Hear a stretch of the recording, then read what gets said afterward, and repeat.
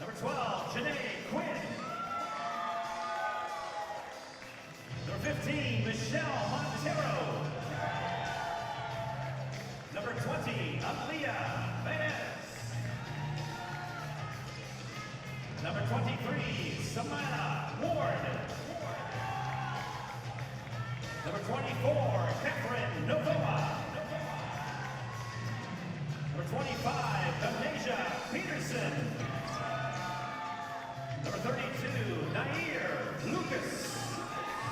And number 33, Carla Cole.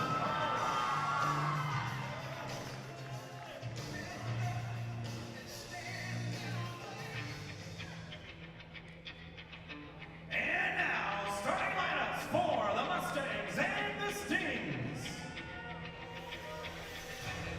First for the Mustangs, a 5'7" guard, junior, number 3, Maena Garrett. A 6'1" senior at center, number 0 for the Stings, Shekinah Rachel.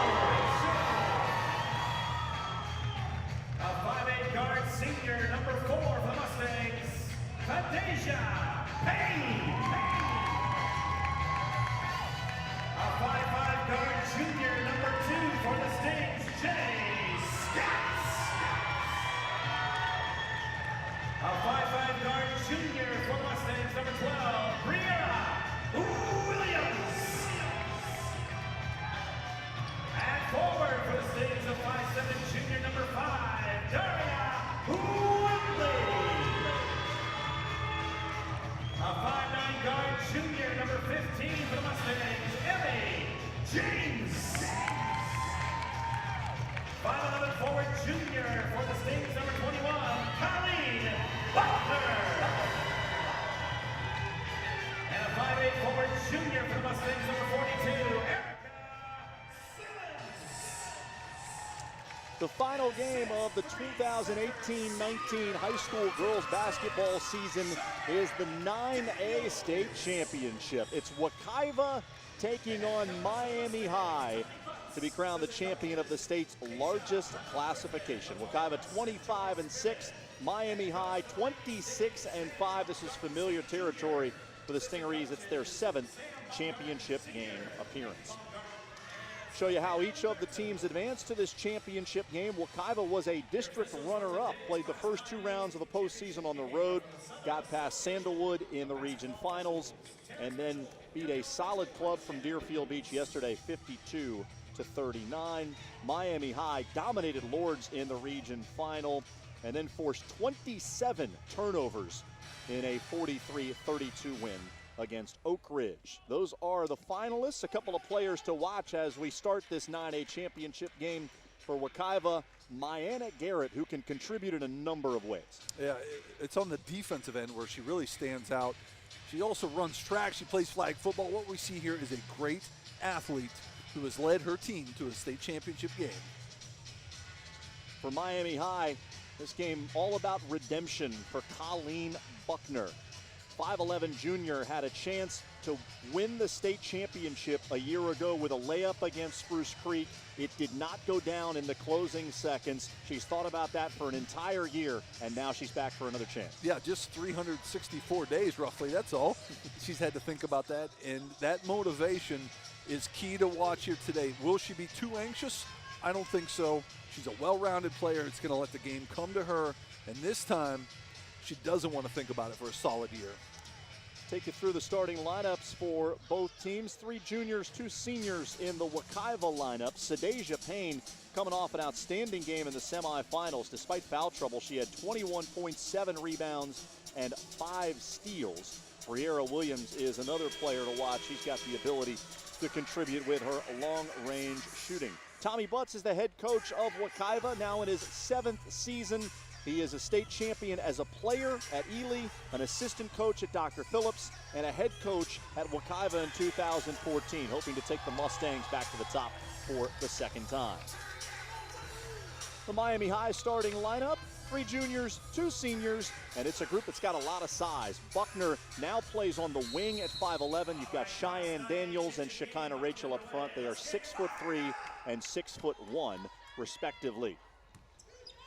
Opening tip goes to Miami High, and we are underway here in the 9A championship game. Big to big passing to start it off. Outstanding offense by Miami right away. The press gets the turnover. Colleen Buckner with the bucket, has 2 more chances underneath. Shekinah Rachel rips it away, and she had a foot on the baseline. And Miami High already very aggressive. Coach Baumgartner does an outstanding job. 1992 Miami High grad, played for Shaky Rodriguez, Frank Martin, and Anthony Grant. 3 coaches that instilled discipline, and those are traits that he exhibits in his program. One of the best in Miami-Dade County. A tremendous amount of success, and he is well respected for the way his team competes and plays at the defensive end of the floor. Payne, a good look inside. That falls off the side of the rim, retrieved by Rachel. Miami High looking to run, and that's the result of running the floor. A good look at the basket, just didn't go down. Cheyenne Daniels, transfer from Ferguson, the primary rival of Miami High. A blocking foul against the Stingrays that'll lead to a couple of free throws for Briera Williams. See Colleen Buckner just a little too late. I like how she tries to get to the spot and take the charge just a little bit too late. Good call by the official. 17 straight wins for Miami High. A little bit more dynamic offensively than they have been in the past. It's been about half-court defense, kind of grinding teams to a halt in the past. This year they want to get up and down. Got a lot of kids that can shoot it, so Sam Baumgarten has changed the way he coaches this team. And that's the sign of a good coach. You're dealt a hand, and it's the way you play that hand is good coaching. A couple of free throws for Briera Williams. 13 points in yesterday's semifinal win. Good job by Wekiva to not only press full court, but then get back in transition. Good transition defense to slow down this offense. Well, Wekiva would definitely prefer to have more of a half-court game. There's Jenny Scott driving in. Bumped by Williams. And here's where size can pay off when you're Miami. Underneath, out of bounds, look, just maybe dive to the basket here and show off some of that size inside.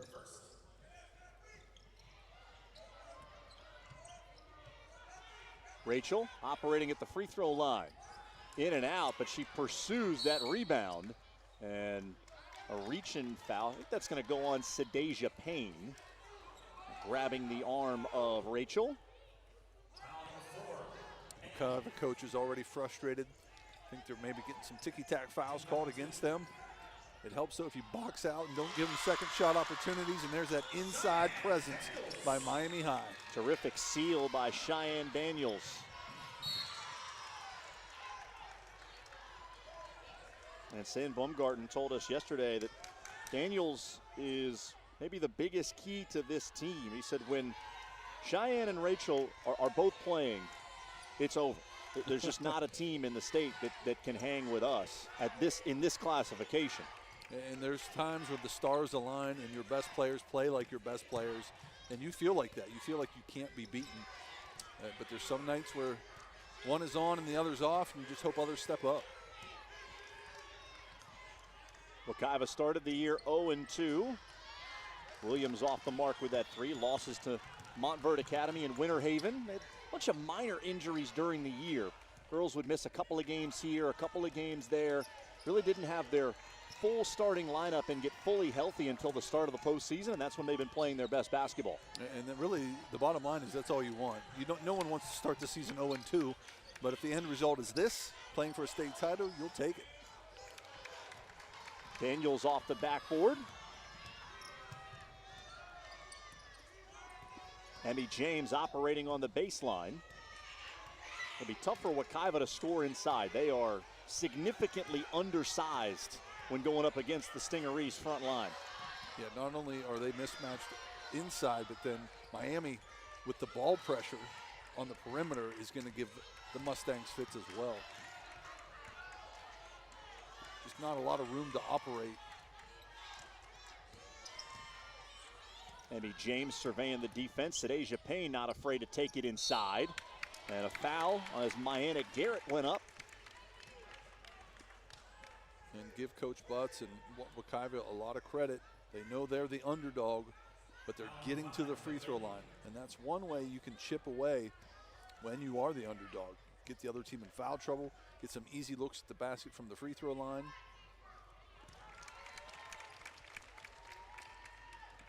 First free throw good from Garrett. She was the star of the region semifinal win against West Orange. 21 points, 11 boards, 7 assists in that game.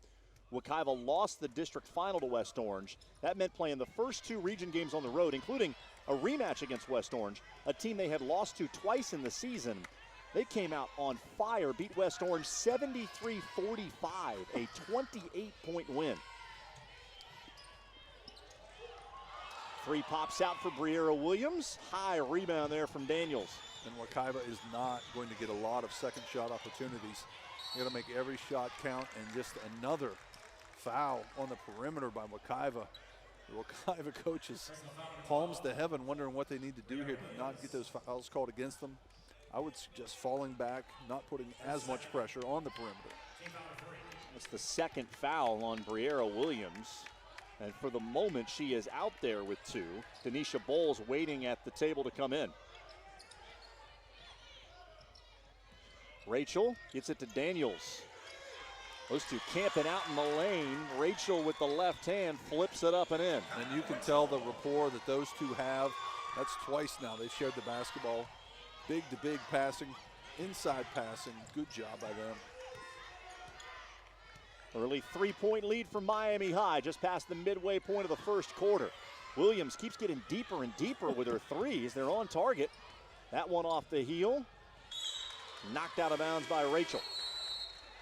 Good job by Shadaza Payne. That'll give them a second shot opportunity. That's the one thing, though, about shooting those deep threes. It's going to lead to deeper rebounds, and that gives you a better chance when you're overmatched inside. Emmy James, clean look. Off the side of the backboard, and they'll say that's last touched by Daniels, so it stays with Wekiva.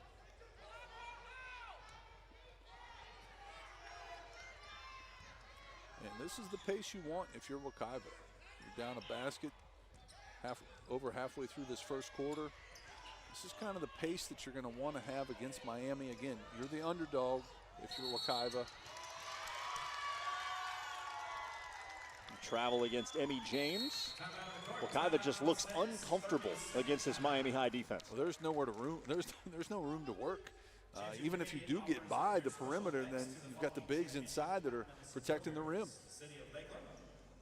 Well, Miami High with a much more distinguished history of success. The school opened back in 1903. It's the oldest school in Miami-Dade County. This is their 7th championship game appearance. They're 3-3 in title games. Wekiva opened in 2007, more than 100 years after Miami High. And Tommy Butts has had a lot of success. This is the 4th time they've been to the state tournament in the last 6 years. And when you consider what is normally a volatile region, the large class has Central Florida teams. There's normally not a lot of disparity between the talent. For Wekiva to get here that frequently says a lot about the job he's done. He's done an outstanding job. Like you said, an assistant at Dr. Phillips, who has kind of set the standard for Central Florida girls basketball for a while. And now I would argue that he has set the standard for Central Florida girls basketball. Wekiva shows some full court pressure. Miami High patiently works it across the timeline.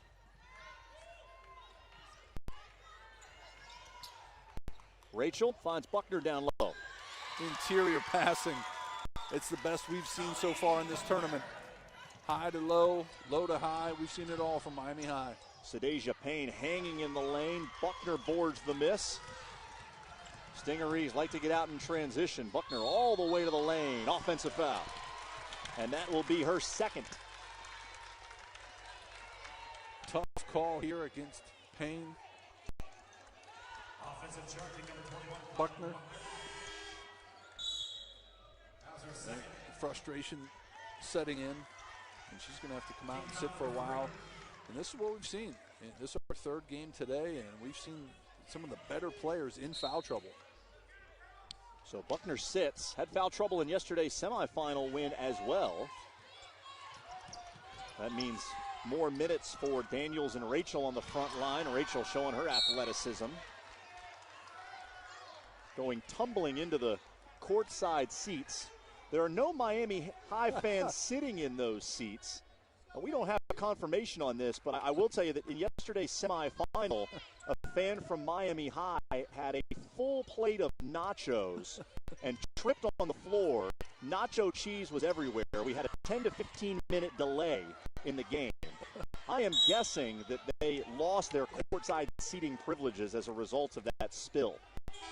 Yes, again, we haven't had that confirmed, but I'm with you. That's got to be the case. It was, I mean, sitting here, watching the semifinals, seeing that fan from Miami High eat it, and then the nacho cheese splatting everywhere, all over the floor, is going to be probably the most topic. But we've set the bar pretty high with that moment from the semifinals. One dribble and a nice pull-up shot from Denisha Bowles. She's been a huge asset off the bench for Tommy Butts because of her ability to play any position 1 through 5. Yeah, the 5'11 junior can play anywhere, and just a nice looking, good travel, good call. Coach Butts was right on that call, and he got it right. That's Kiara Cruz seeing her first action off the bench.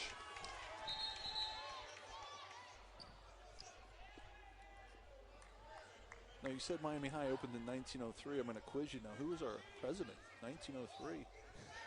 Without looking it up. I don't think I'm even going to come close. Woodrow Wilson? Teddy Roosevelt, the Rough Rider. No one knows more about presidential history than our basketball analyst, Travis Jones. Rachel running the floor, catches it on the baseline, but then threw it away, and here comes Payne.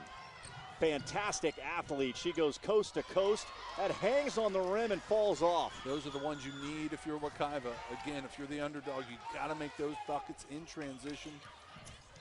But the scrappiness of the Mustangs impressing me. Ooh, Jenny Scott, like a 360. It doesn't go in, but a high degree of difficulty.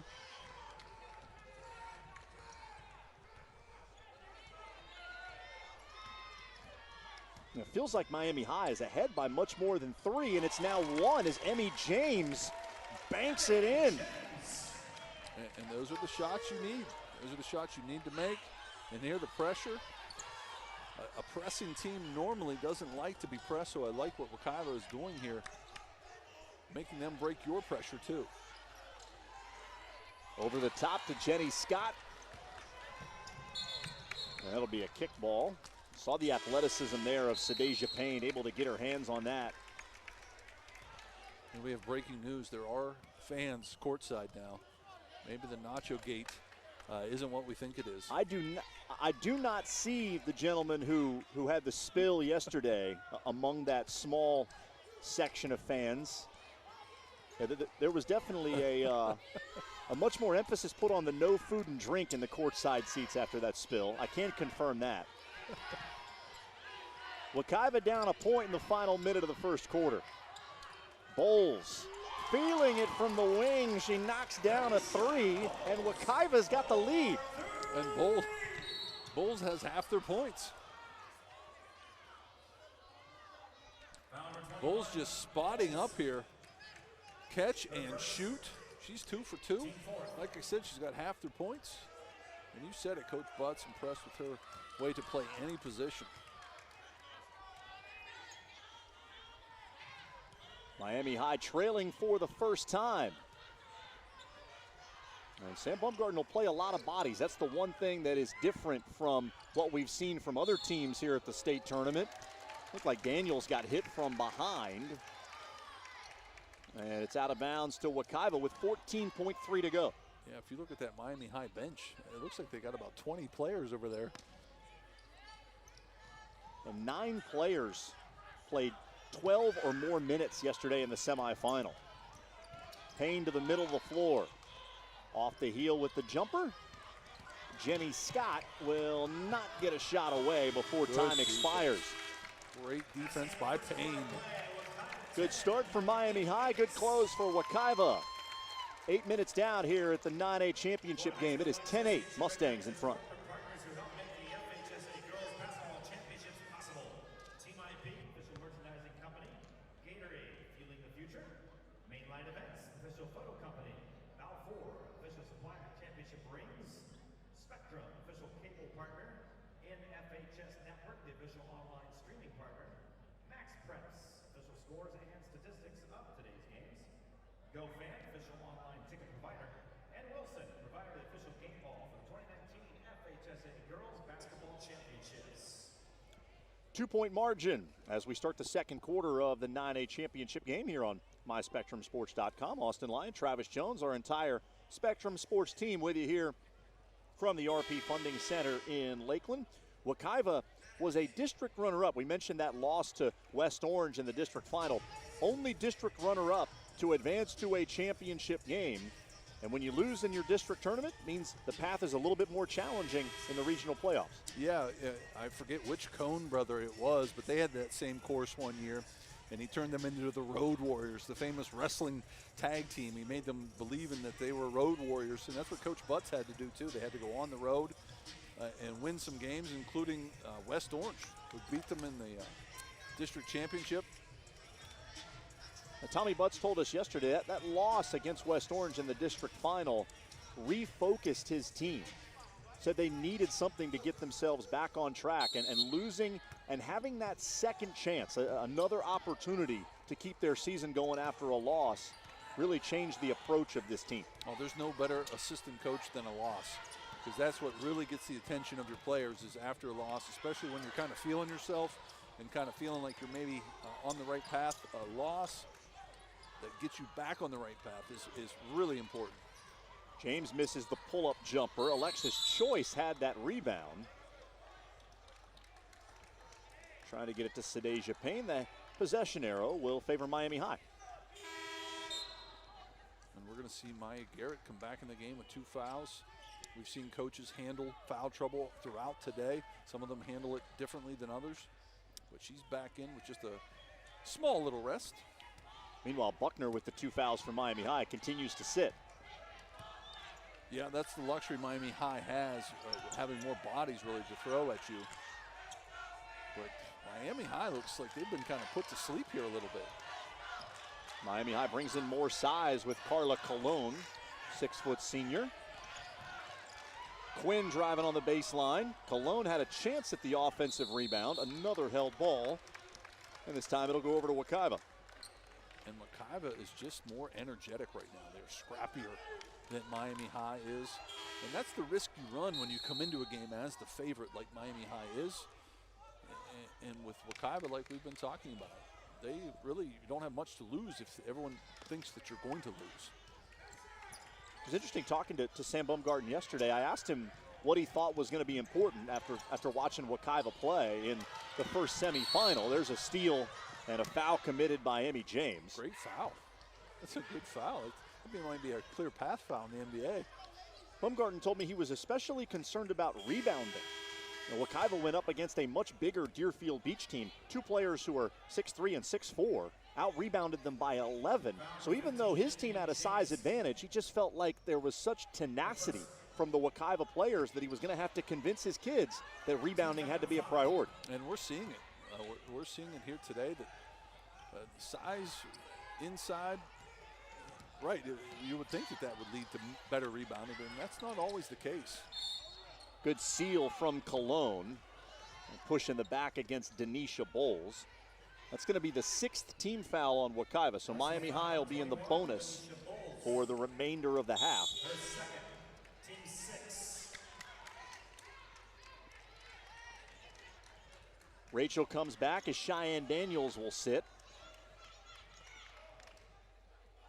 Size inside. Good seal, but great play by Garrett.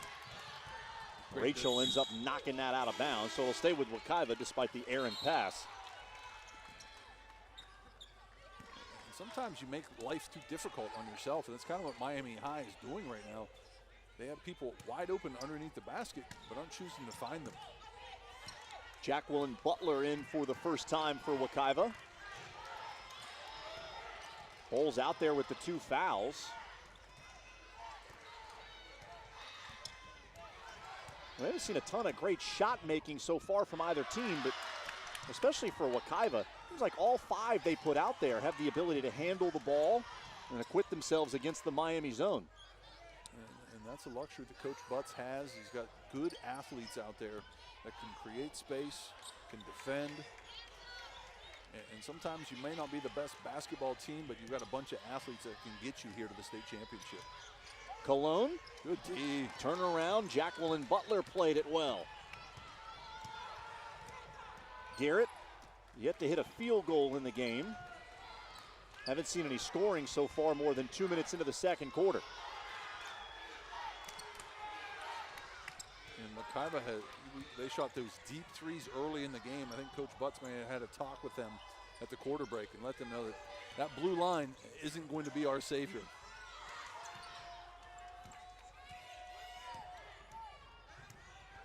Wekiva having no problem as Miami High extends the pressure. 3-pointer in and out from Bowles. There's an offensive rebound by 5'7" Maiana Garrett.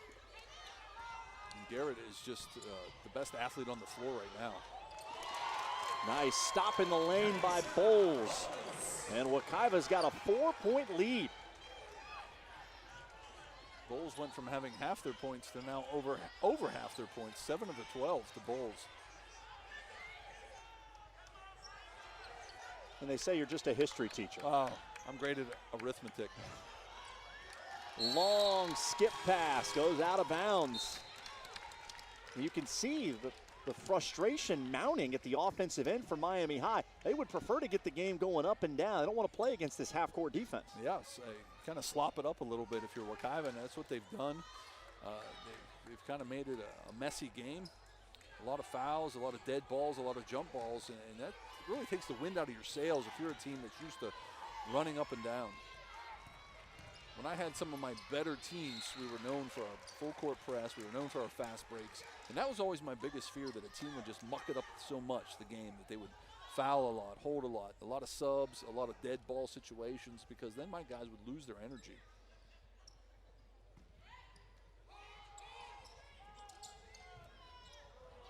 Dangerous inbounds pass, nice catch by Payne. Open 3 on the wing, around and down. Briera Williams out there playing with 2 fouls. Her and Bowles both with 2 fouls, making major contributions offensively. Yet another errant pass from Miami High. That is now 9 turnovers by the Stingrays. Sam Baumgarten will call a timeout. That's a great penetrate and kick, and the difference is she's not behind the blue line, she's in front of the blue line, and that's when Wekiva's going to start hitting threes.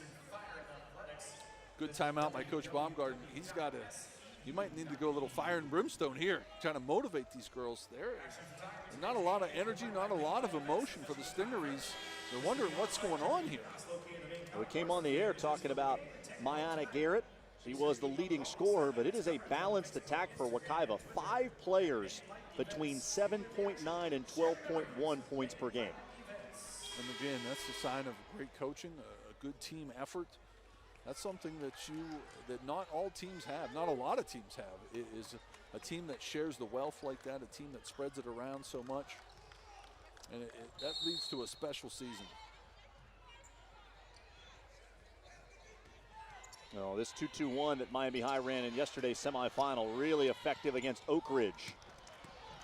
Wekiva able to get it across. Maiana Garrett attacking. Buckner pulls it down for the Stings. They got numbers, 4-on-1. Good job by Wekiva though, getting back. Buckner down the lane. Left-handed shot short. And a good rebound there in traffic by Garrett. Uh-oh, lost a shoe. Garrett well behind the play. Sadeja Payne going to the rim. Now that's, Wekiva is getting uncharacteristic now, and you can tell that Coach Butts is upset. What's the hurry? The reason why they're in the lead is they've been so patient offensively. And I call that just bit a lemon look. What are we doing? Loose ball foul on Jacqueline Butler. That's the 7th team foul, so it'll be a 1-and-1 for Miami High. The Stingrays have not scored since the 3:09 mark of the first quarter, so they've gone almost an entire quarter without a point. And that's what makes that forced shot at that end such a bad shot, because it led to the foul that's going to get them possibly back on the board. And this is what you want if you're Miami. Try to get back in a rhythm from the free throw line.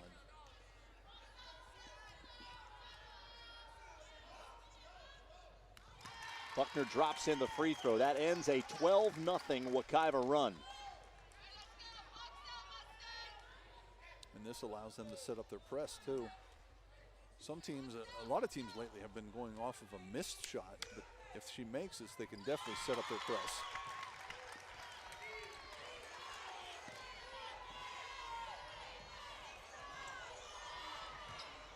James in the middle of the floor to Payne. Wekiva did a good job navigating it initially, and they're going to get help because Shekinah Rachel was very close to Garrett. She'll end up getting whistled for the foul. Called for pass interference there. Which is appropriate given that Garrett and Payne are both fantastic flag football players. Sadeja Payne, the premier wide receiver in flag football in Central Florida. Wekiva got to the state championship game, 14-1 a year ago. And Tommy Butt's also involved with coaching that team. He might have learned that from his time at Dr. Phillips. Dr. Phillips players, they were always good at both basketball and flag football. And Anthony Jones, the head girls basketball coach, was also the flag football coach. Yep.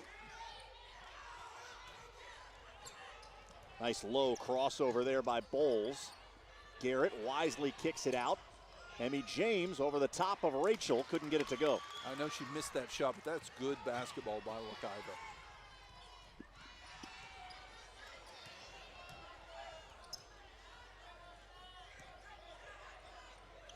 Stings have yet to show any kind of success on the perimeter. They've attempted only 1 3.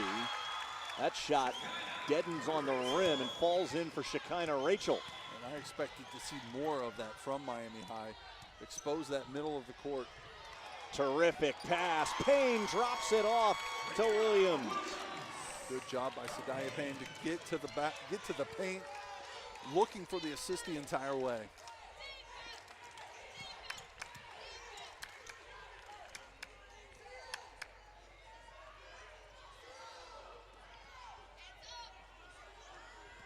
Scott driving the baseline. Pass deflected into the lane. Williams looking to add on to the lead. Called for a travel. Coach Butts is looking for a sub. Give me someone, anyone, because he knows that that's not their game. They don't need to force anything. Shania McCarthy checks in for Wekiva.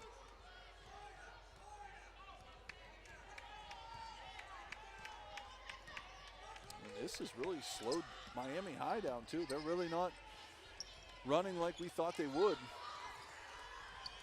There's Daria Whitley, a three-pointer off the mark. So with less than 2 minutes to go, it is a 17-12 Wekiva lead.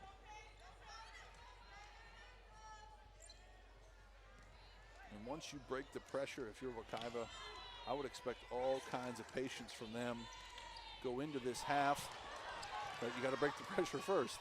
Whitley with the steal, a quick shot, a strong rebound from James. I would expect them to grind this down. Not by turning it over, though. They are not meeting your expectations. There's a block shot by Bowles. Buckner stays with it, and she'll be on the line. I'm just going to stop talking for a while. Good block, but the good follow by Colleen Buckner. Draws the foul, and she's back at the free throw line. Her first on the free throw line is Buckner. Buckner again has become a more well-rounded player this year. Cheyenne Daniels transfers in from Ferguson. Carla Colon who didn't play high school basketball last year, moves in from Puerto Rico after the hurricane. Got 6'3" in Daniel, 6 feet in Cologne. So Buckner's transitioned more to the perimeter, and the presence of those two has helped make her a much more well-rounded player. And that's such a blessing for you as a player. If you're a guard, but you just happen to be tall and you're forced to be a big, sometimes that's not always best for you. Williams just barely keeps possession for Wekiva. Sadeja Payne. Little head fake into the lane. Erica Simmons had a chance at the rebound. Jenny Scott comes away with it, and it's out of bounds to Miami High. Any loose ball, though, there's always at least 2 Wekiva players on the floor. Miami High fortunate there that they got that one back because they're not diving for those loose balls like Wekiva is. There's another comment Baumgarten had yesterday in preparation for the game. He said, we got to win the 50-50 balls. He felt like that was something that Wekiva did a great job of watching their semifinal. And they're winning the majority of them here so far tonight.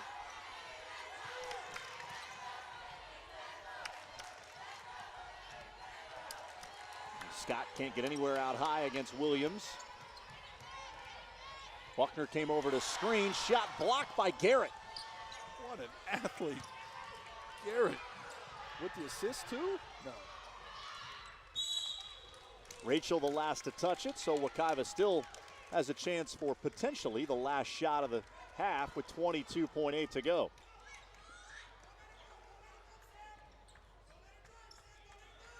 Oh, they had it.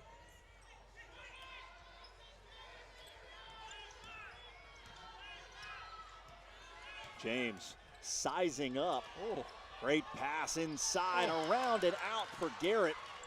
Under 10, and here comes Miami High. Ward lets it go from half court, out of bounds with 4.8 seconds left. She forgot her contacts. Couldn't see the clock. Now, if that goes in, though, that would have been something nice.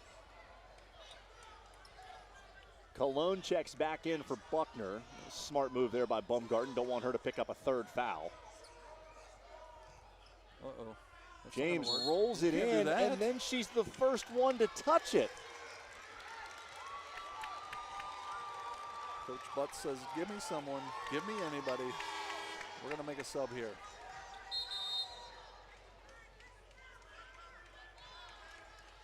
I can feel you flashing back to your coaching days as you make that comment about Coach Butts. Oh, it's so nice to sit over here. You expect to see a mistake like that maybe in the preseason tip-off or in maybe the first few games of the season, but to be this deep into the season, to be playing for a state title, you don't really expect to see that. I'm not sure what the discussion is. We might be able to hear it.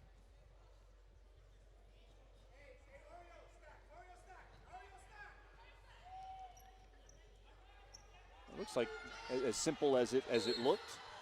The violation, so Miami High has the ball, 4.8 to go.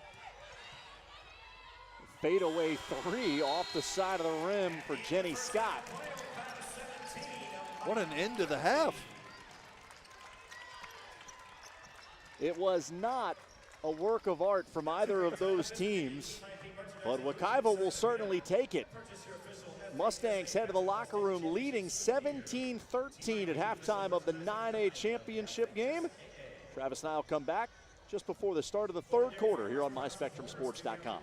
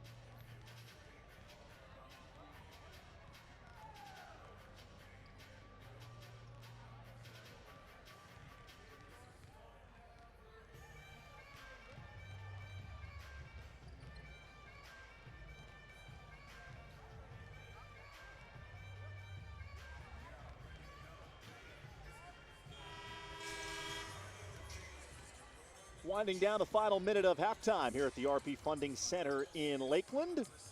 Defensive struggle between Wekiva and Miami High, 17-13. The field goal percentages not optimal for both of these teams, both shooting below 30%. Well, let's focus on the positive. If you're Wekiva, you've got 16 rebounds, and 6 of those are offensive compared to the much bigger Miami team with only 5 offensive rebounds.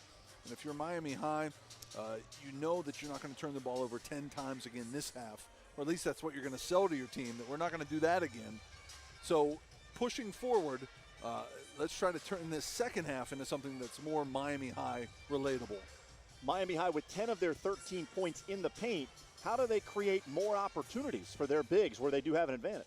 Well, I just think instead of turning the ball over, you've got to get shots up and then let those bigs attack the rim and get offensive rebounds and get second shot opportunities. Wekiva trying to win its second state championship. School opened back in 2007, 12 years old. Pretty impressive feat to just get here 4 times in 6 years, but they're looking for a second title. Miami High, a chance to win their 4th championship. Last time they won it was in 2015. A win would go a long way toward erasing the memories of that heartbreak from a year ago when the Stingrays missed a shot at the buzzer that would have won the state championship. Lost to Spruce Creek 44-43. And we are on a similar scoring trajectory here in this year's championship game. And if you're Miami, you want to not start that way, of course. That's another turnover. But you're almost sleepwalking through that first half. You want to have some energy, and if you're Coach Baumgarten, maybe get some energy kids in there, someone that brings nothing but energy to your team. Now 11 turnovers for Miami High. They had a great third quarter last night against Oak Ridge. Outscored the Pioneers 16-4. Pressure wreaked havoc on Oak Ridge's chances in that game. Jump ball will keep it with Wekiva.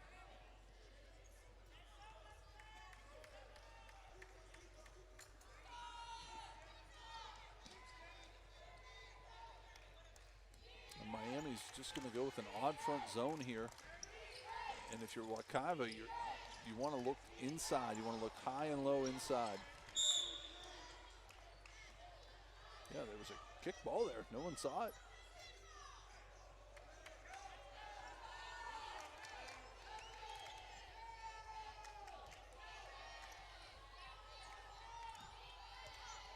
Sadeja Payne out high. Wekiva with several different players that are interchangeable. One of the advantages that Tommy Butts has. James with the crossover and the pull-up. And certainly the presence of Cheyenne Daniels altered that shot. And Miami High mixed it up that time. They went to a man-to-man. And as you suggested, they look inside more. And we're going to get this call overturned, possibly. No, it's going to stay with the Stingrays, which I think is the right call. I thought they hit off the foot of a Wekiva player. I agree. And to your point about changing personnel, Samaya Ward starts the third quarter for Miami High. She came off the bench in the first half.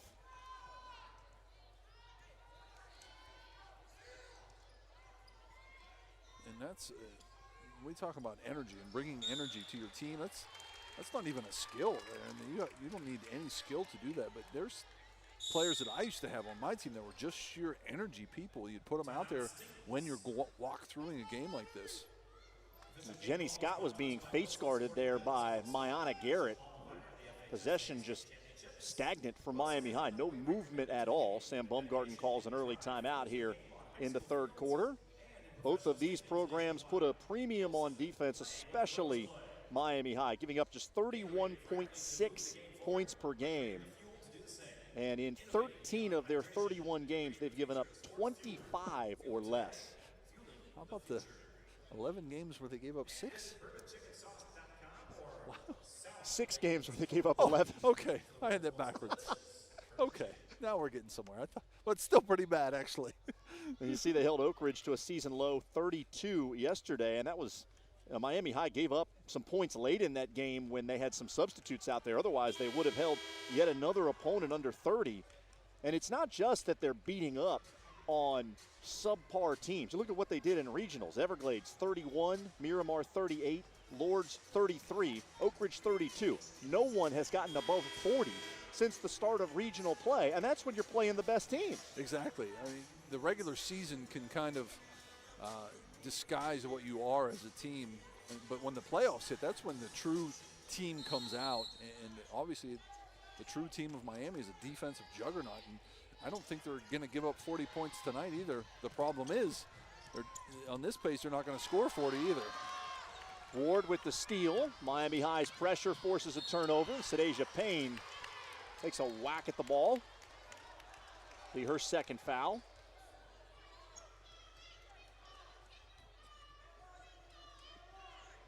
It's been close throughout. Early in the game, even though Miami High was only up by a couple buckets, you felt like they were up by a lot more. Right now, it feels like Wekiva's in front by a lot, but it's just a 4-point margin. Yeah, it's a strange atmosphere. You think the last game of the season, state championship, there would be a lot of people here, there'd be a lot of energy, and that's just simply not the case, and the players are kind of feeding off of that. Daniels and Buckner working for position on the interior. Daniels a catch at the free throw line. Scott in between defenders. That's a travel. And if this turnover trend continues, Miami High is in bad shape. They simply just can't keep turning the ball over. Wekiva is too scrappy. Now the problem is for Wekiva is they're turning it back over to them. Simmons finds James in the middle of the floor. Cutting down the lane, that'll count, and a chance for three. Myanna Garrett. Nice catch, nice finish. Put it down once, drew the contact, and won. I'm impressed with Garrett. She, like we said earlier, she's a great athlete, and she's showing off that athleticism here tonight. Best game came in the region semifinal, 21 points, 11 boards, 7 assists. Unable to convert the three-point play, but Simmons has the offensive rebound and throws it away. Good job by Simmons to get good position there to get the rebound. But you can tell she wasn't real comfortable with the basket around the rim. That validates the concern Sam Baumgarten had about offensive rebounding. Now 7 offensive boards in the game for Wekiva.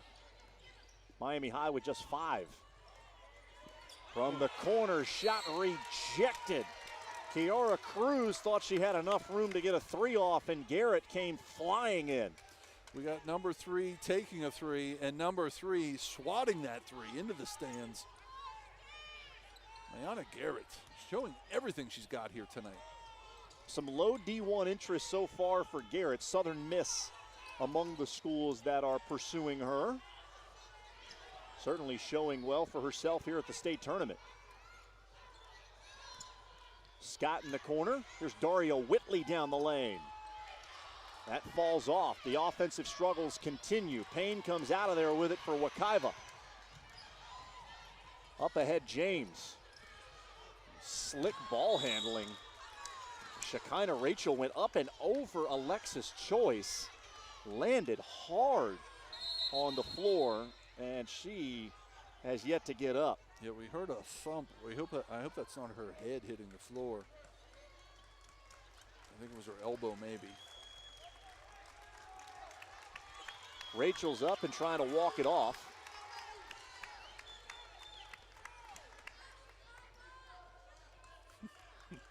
She's fine.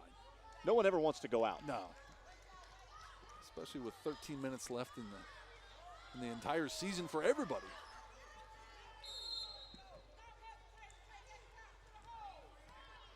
Just 2 points so far in this third quarter. Miami High looks like they are not concerned that they're down. They don't seem concerned that their offense isn't doing much. I hope they have a plan, though.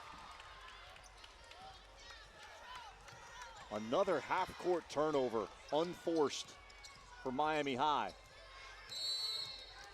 And a reach-in foul on James. That's on Whitley.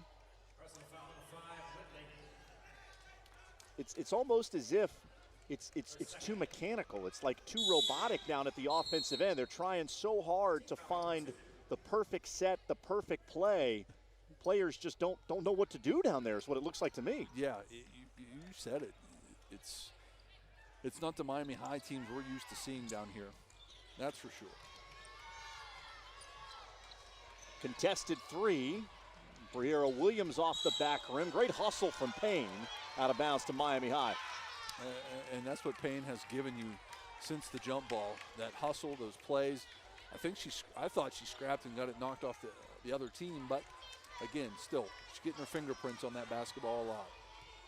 Stingrays have yet to score here in the third quarter, which is almost halfway gone. Whitley, open 3 from the corner. That's off the mark. A rebound taken away by Williams. Now Williams steps on the sideline. And Tommy Butts incensed, thought there should have been a foul on Rachel. There used to be when I was in high school, there was something called a force out. They would actually call that the guy that they got forced out of bounds, and that went away. But that would have been a good time to call that. I think there was a foul, regardless of what you call it. Janae Quinn, free throw line jumper. Off the mark, Buckner the rebound. Nothing will fall for Miami High. And if you're Wekiva, there's no hurry. Every time you hurry like that, something negative happens. Gets Sadeja Payne for an offensive foul.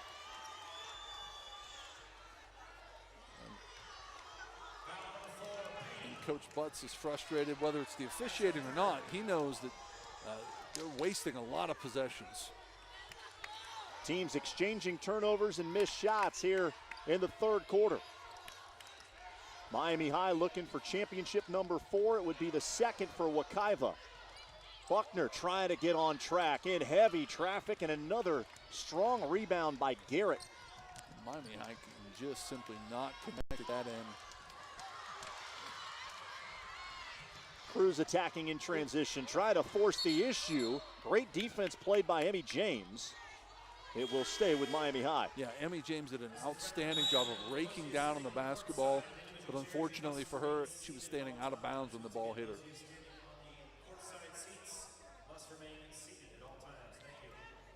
And no nachos. Cruz breaks the top of the zone. There's Janae Quinn. Give Wekiva so much credit, especially Payne.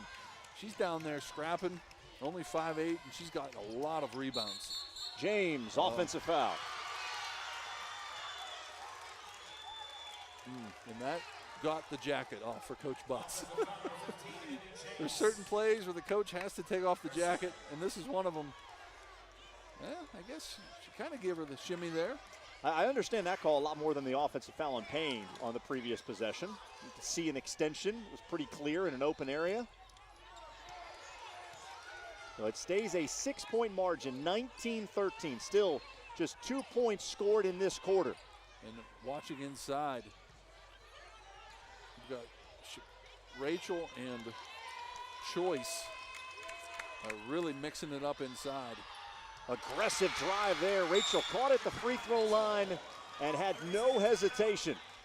And that might be the fire that Miami High needs right there.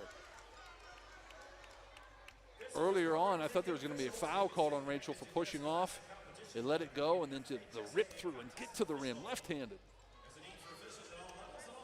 We always see a lot of college coaches here at the state tournament. Among them this year is Katie Abrahamson-Henderson, sitting there with a familiar face to a lot of high school basketball fans. There's Diamond Battles sitting next to her. Battles a star at Winter Haven, now playing for UCF. And what a year the Knights are having, 23-5 this season.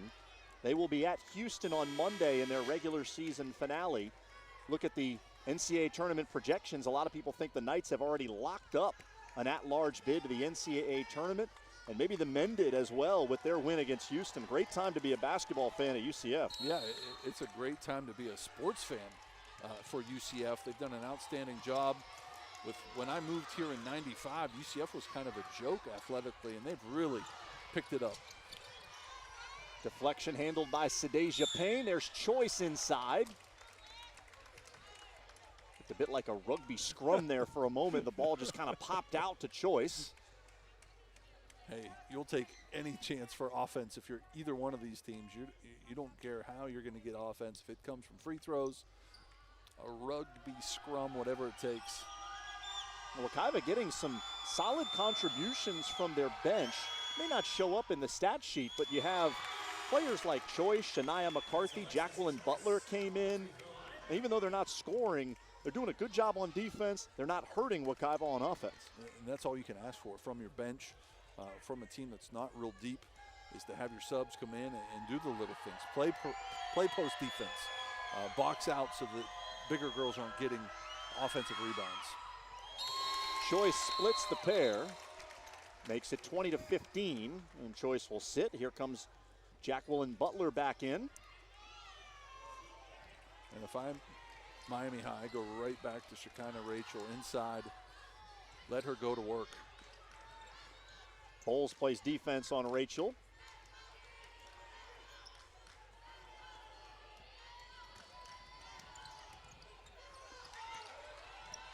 Good tee. James backing off of Rachel there. Daria Whitley had to go to the right hand. Rachel keeps it alive. And Rachel's finally showing some fire inside, creating second and third shot opportunities. Good fake by Whitley. Settles into the pull-up jumper. Back to a one-possession game at 20-17. Janae Quinn with an aggressive foul.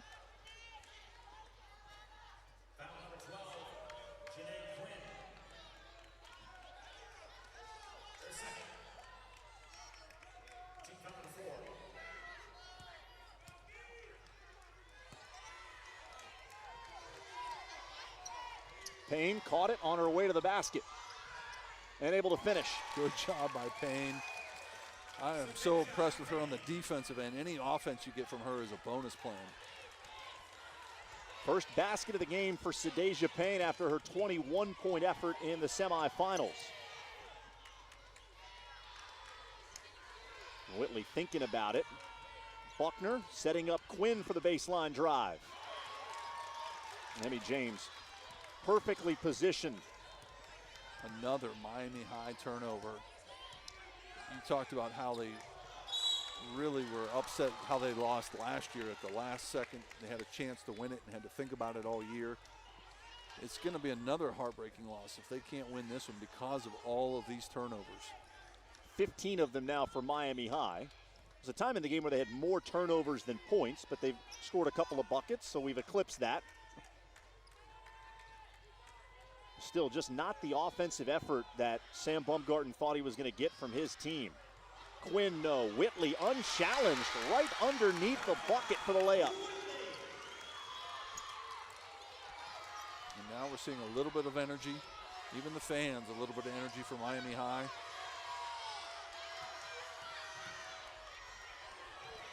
Bowles attacking. Buckner pulls it down and she'll attack.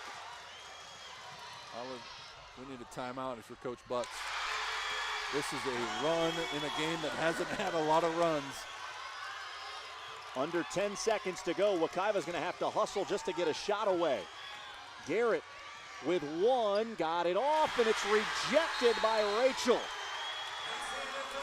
The Miami High fans have come to their feet. Finally some momentum for the Stingrays.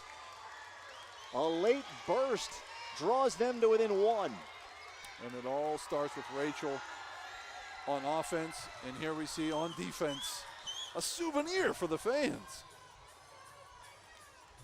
Now, Rachel was the player that kind of got it going there with drive and attack to score. And it's finally some energy in the building here. 22-21. Are we going to get another game that goes right down to the wire?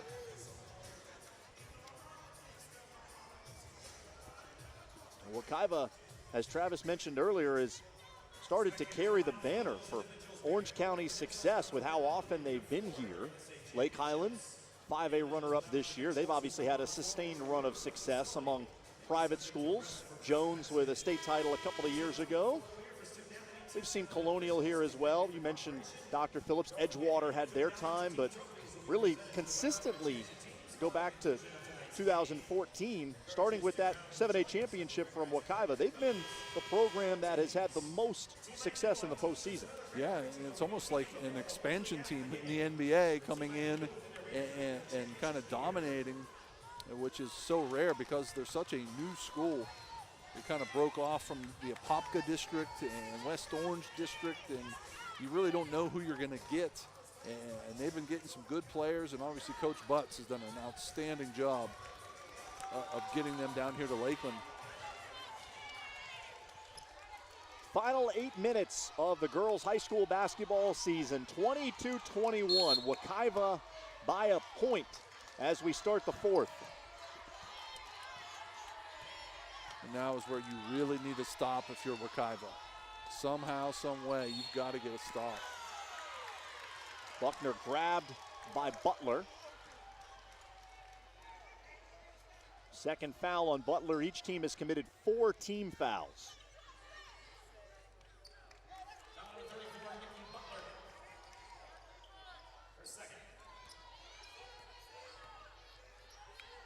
Quinn's been steady off the bench. Buckner has it on the block. Kick out Whitley for the lead. Quinn at 5'2", the offensive rebound. That won't stay down. Rachel fouled, and she'll have a chance to put Miami High in front at the line. Poor Jacqueline Butler. She had Rachel boxed out. Watch her box her out here. Clear her out. But it's Janae Quinn that comes in. And then the second time is when Rachel gets the putback.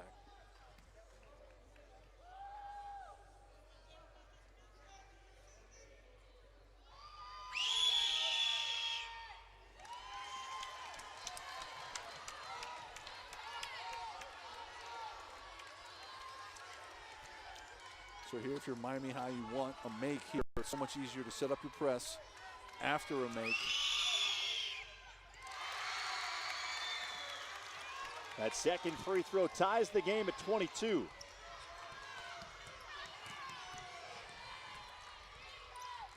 And with this run, Miami High defensively looks faster, more active, more engaged. Yeah, it's incredible how better your defense plays when your offense starts scoring.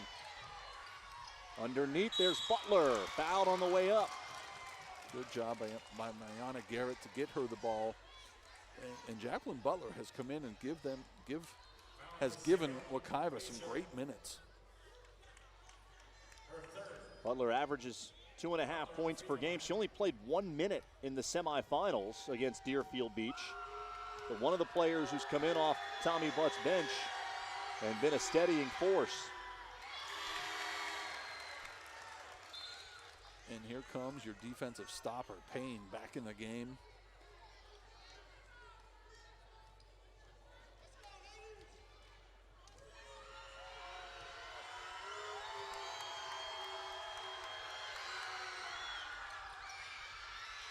That one pops out.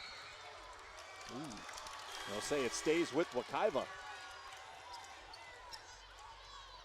think Wekiva caught a break there, but they've been needing a few breaks here in the second half. Wekiva's motto, focus, fight, finish. Certainly done the first two, trying to finish here in the third quarter. Bowles long with the 3. Payne lost the rebound. And here comes Whitley. Now gets Sadasia Payne for a reach in. That is her 4th. And I think you let her play through this now. I know there's still a lot of time left, but I think you just let her play, and if she fouls out, oh well. But she's kind of the stalwart of your defense. And most of her 4 fouls have been of the ticky-tack variety.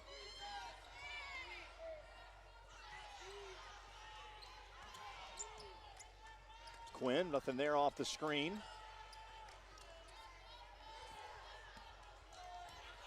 And Alexis Choice doing a good job inside on Rachel.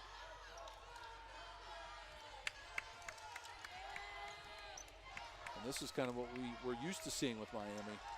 Not a whole lot of offense, a lot of standing around. Buckner decides to put her head down and lays it in. Miami High has taken the lead.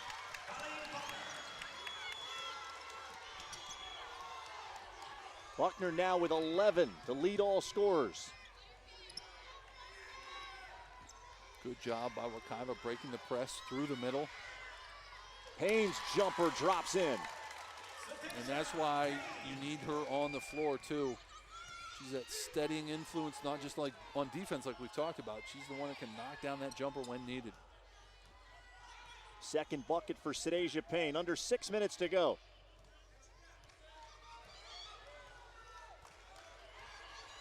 And Sam Baumgarten has seen about enough of his team playing against this compact Wekiva zone. Well, this will make this last 5 minutes go a lot quicker.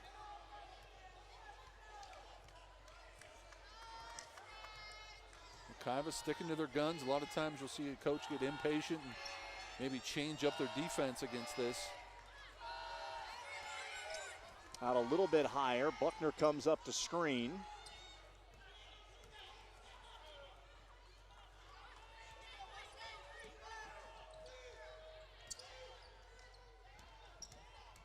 Scott backs it out. Possession has already lasted a minute for Miami High. And both teams content with what they've got right now. It's a tie ball game. Wekiva is confident in their zone. Miami maybe not as confident in their offense. Going to really be patient here and get a good look.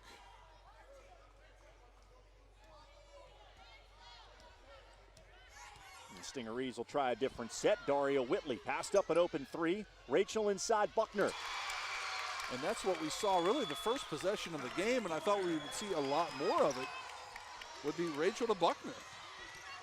Good catch in the middle of the floor there by Choice, allowing Wekiva to break the press. Off the kick, Emmy James. Long with the three, the Choice box out will allow Wekiva to keep it. Bowles just had to pass it to Garrett. Instead, she threw it a lot further than she needed to. Rachel with the catch and the finish.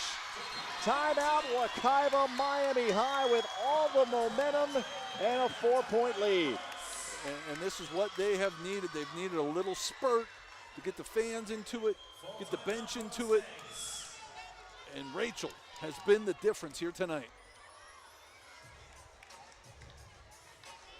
Miami High trying to finish what has been an outstanding week here at the state tournament for South Florida teams. Somerset Prep, American Heritage Dillard, 3 Broward County teams with state championships. Miami Country Day and Oxbridge adding to that total. So if you take Palm Beach, Broward, and Dade, they've won 5 of the 8 championships so far. A chance to make it 6 out of 9.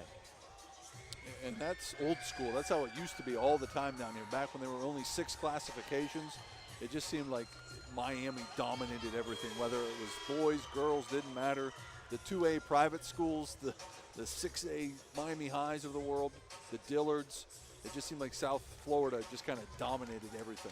Our producer Chris McCulley makes a good point in our ear. There are no 1A teams in Palm Beach, Broward, or Dade County, so they can't win 1A, so it's really 6 out of 8 as opposed to 6 out of 9. Yep. Well, the state of Pennsylvania stopped having Philadelphia participate in the state tournament. They would have a Philadelphia City Championship, and Philadelphia was no longer involved in the state title scenario.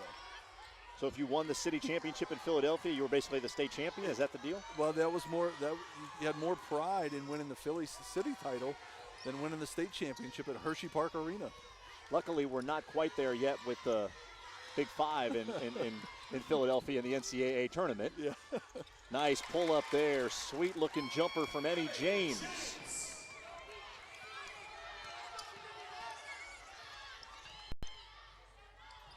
28-26, Buckner to the reverse.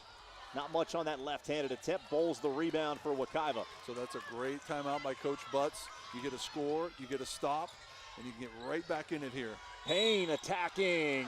Wouldn't stay down, but she'll have a chance to tie it at the line.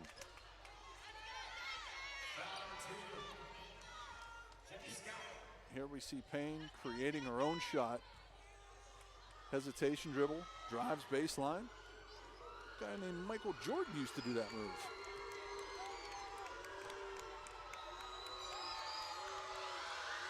Payne 52% at the line this year. And now we have both teams with 6 fouls, so any fouls from here on out, we're going to be shooting. Tommy Butt said she's been big time in the playoffs, attacking rather than settling, and she knows what her spots are. Chance for an offensive rebound there. Buckner blocked the follow attempt of Garrett.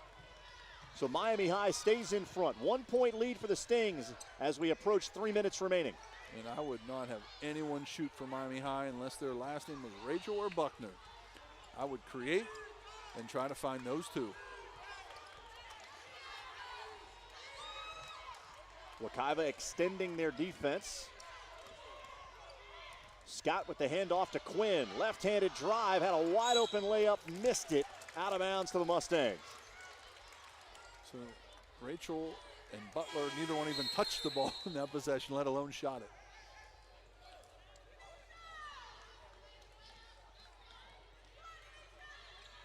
Referee telling Janae Quinn to calm down, showing too much emotion on that missed layup. And now it's a half court. Looks like a odd front,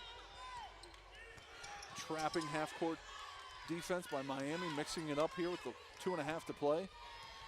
James whipping it inside. Off the back rim for Garrett. She stays with it, and she'll be on the line. Garrett's just like a pogo stick. Missing that shot, getting right back up and getting it again. And a good job here by Coach Butts. Getting Alexis Choice back in, has been their best post defender. Garrett's the workhorse. Skilled player. Outstanding defender and a terrific rebounder for her size. Garrett upset with herself, missing that free throw. Just a junior, but you never know. You never know if you're going to get back here as a senior. She wants to close this one out.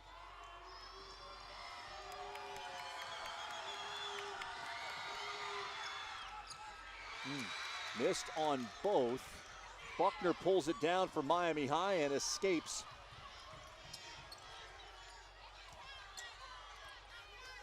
Every possession magnified. With the pace of this game, you figure there probably won't be many more. Rachel off a great find from Quinn, and a timeout taken by Sam Bumgarden. And that's an excellent job by Miami High. Good job by Coach Baumgartner to get the timeout right away to set up their defense. But here is the dribble drive and find. What I've been preaching, get the ball to Rachel inside. Especially there with her left hand. Lays it in at the bucket, and now I'm anxious to see what Miami High does here. If they're going to go back to that full court press or what they showed flashes of there with the half court. And if you're going to sing, it's got to be into your phone. That is something you and I just don't get. Just don't understand that. 30-plus age bracket doesn't quite connect. If it's not on your Snapchat, it hasn't happened. So we've seen a number of different defenses from Miami High. Wekiva has chose to attack it in different ways. They've always been patient. What's the offensive approach for the Mustangs here now down 3? Well, what they do a good job of is breaking the press through the middle. So I would want maybe Garrett in the middle, and you're almost like a pseudo point guard at that point. You catch the ball in the middle, and then you can attack with it. What would be a 3-on-2, 3-on-1 at that point. I would funnel everything through the middle here if I'm Wekiva. Buckner and Rachel in double figures. They're the only 2 in the game in double figures. Miami High doing a good job of taking away that middle. Good job, but a good job by Wekiva, just methodically breaking that press. Under 2 minutes to go. James forcing the issue. That shot short. Good defense by Scott. And here is where you need a stop desperately if you're Wekiva. I would make someone else shoot besides Rachel. Hopefully not Buckner, but I would try to make someone else shoot the ball. Buckner got past Payne, had the shot altered, Rachel and Choice going after it, out of bounds to Wekiva.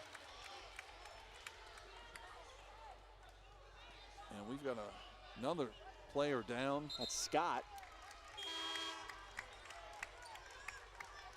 A lot of players hitting the floor here in the state championship game. We almost need our own MASH unit here for these games. That would be useful.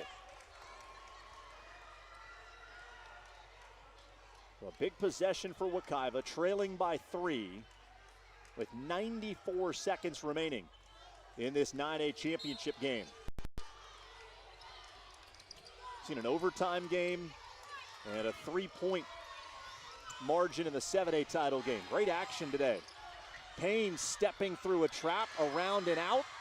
Rebound tapped up, and the smallest player on the floor comes up with it. That's Janae Quinn. Ooh.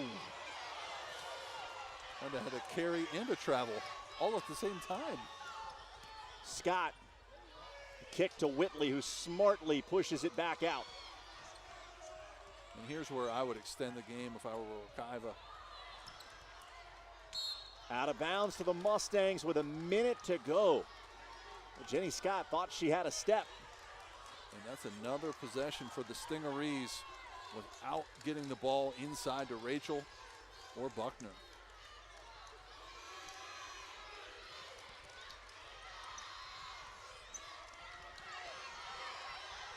Payne. You got 3 timeouts if you're Wekiva. Any pressure here, call a timeout. Emmy James in the front court, and Wekiva will spend a timeout, leaving them with 2 with 51 seconds remaining. Miami High so desperate to try to erase the heartbreak of last year's state championship loss. Came by 1 point against Spruce Creek. Wekiva trying to get back to the top. Won the 7A championship in 2014. Now in position for the 9A title. And Wekiva's had a run here in the large classification. If the other sports are any indication, as the state compresses things down to now 7 classifications for next year, Wekiva's almost certainly going to be in 6A, not 7A. Yeah. So their last run here in the large class, and they're trying to finish it out with a title. So if you're Miami High here, I think you really pack it in. You really pack it in because Wekiva hasn't shown a lot of tenacity, hasn't shown a lot of luck from the outside here tonight. They haven't hit a lot of threes. Pack it in if you're Miami. Close out on shooters. Box out, rebound. It's that putback that's going to hurt you here. Wekiva's committed 16 fouls, so it be a 1-and-1 when they foul Miami High. 17 fouls on the Stingarees. So Wekiva also in the bonus for a 1-and-1 or any common foul.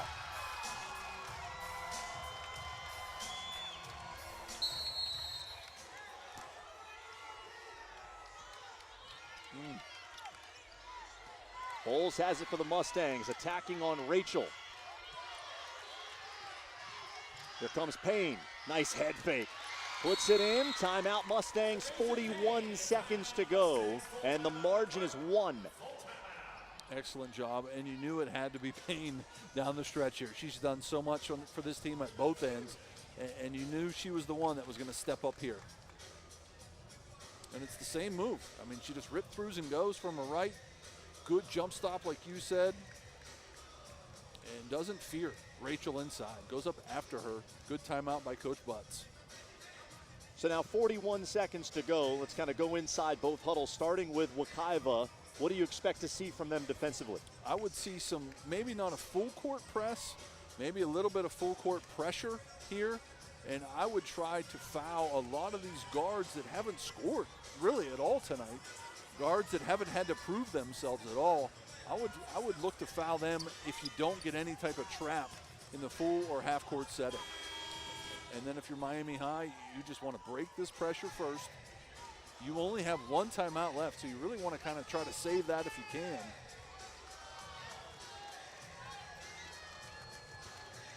And they're just matching up full court man-to-man. Once the ball is in, I would run and jump this, which Coach Butts might do. Once it's in, he might run and jump it. Scott Racing into the front court, up ahead Quinn. Back to Scott. Along the sideline, she's fouled by Garrett. It'll be a 1-and-1 with 34.1 seconds left. And that's a good foul. Jenny Scott has done a great job running the point position for Miami, but she hasn't had to prove herself as a scorer at all. And now she might have to go to that line with a hurt wrist. This is where you have that one great free throw shooter on your bench. Jenny, we need you.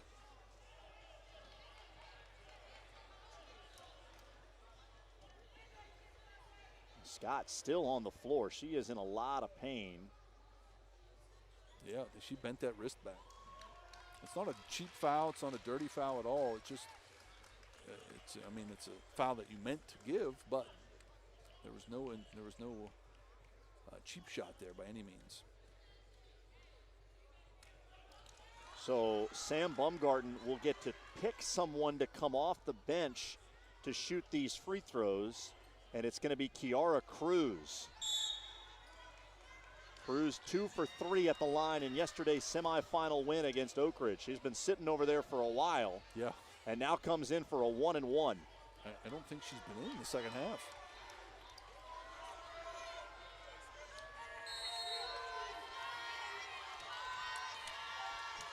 See what the lefty sophomore can do here with a 1-and-1. Wow. Give her credit. Janae Quinn tried to get her to crack a smile and give her a high five. She wanted no part of it.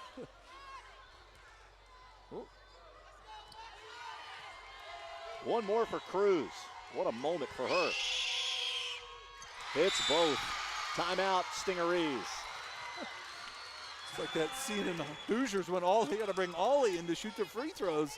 Great job there by Kiara Cruz. And now she was able to break that stone cold look. A couple of icy cool free throws.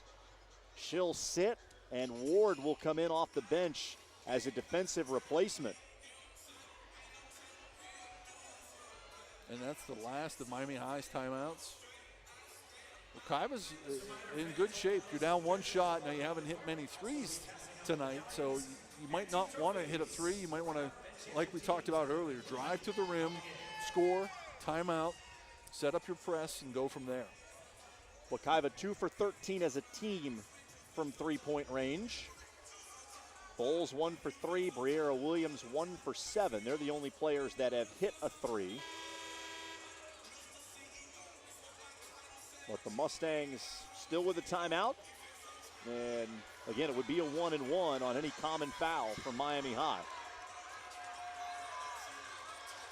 And this is where it's tough to do with high school kids. But being up 3, a lot of coaches want to foul here with not this much time left. But if you can have them so well trained to where under 10 seconds you foul, send them to the line so they don't hit a three to tie it.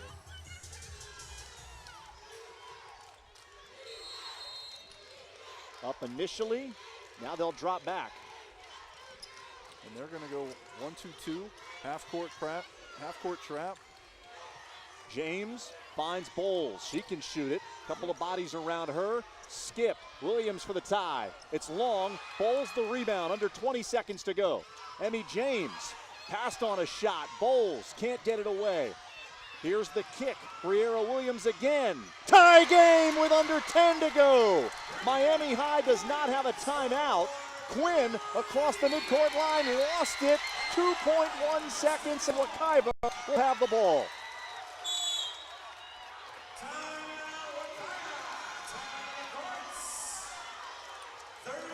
After an air ball, to have the guts to pull the trigger again, and this time nothing but net. And then she's the one providing pressure defensively. Briera Williams might get MVP of this game for the last 10 seconds. No timeouts remaining. Oh, again, after shooting an air ball, the sweet release. 1 of 8 from 3 before she made that one. With under 10 seconds to go, Miami High without a timeout. Couldn't do anything with it. And now the Mustangs have a chance to potentially win it with 2.1 to go. And I thought Briera Williams was going to foul there, but she provided enough pressure to force the turnover. And now you want to throw the ball towards your basket here if you're Wekiva. You don't want to throw it towards Miami High's basket at all, no matter what. That can be a tip away layup at the other end. James will throw it in for Wekiva. Oh, she traveled. Everybody moving toward the basket. It's Good Bowles. look. That's good if it goes. Off the side of the backboard. And for the second time in as many games, we will head to overtime.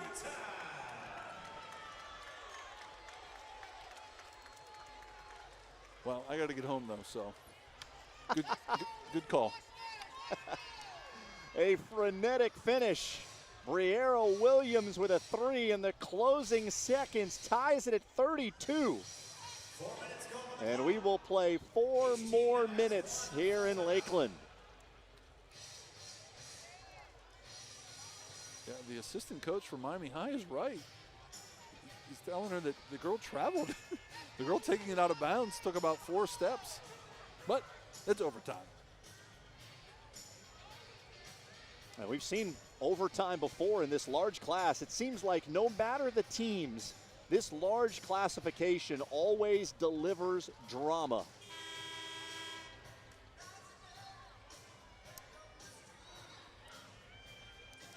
So, if you were with us for that second game, the earlier game, same thing. Each team will get now get a timeout with the overtime. Last year, a 1-point margin. Miami High lost to Spruce Creek 44-43. 2 years ago, Boca Raton by 3 over Ferguson. Go back to 2016, Vero Beach and Boca Raton went 2 overtimes. So the last ever, potentially, 9A championship game will have 4 more minutes. Tampa Bay Tech won the 8A championship game in overtime.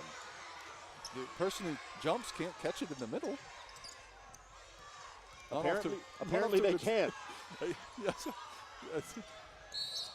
Mayana Garrett, and a reach-in foul there against Miami High's Buckner, so it's going to be a 1-and-1 situation for Garrett. And she missed her last 2 free throws, and you could tell she was not happy about it. See if she can get up here and knock these down. 59% on the year. Garrett just 1 of 5 today, but she hits a big one there.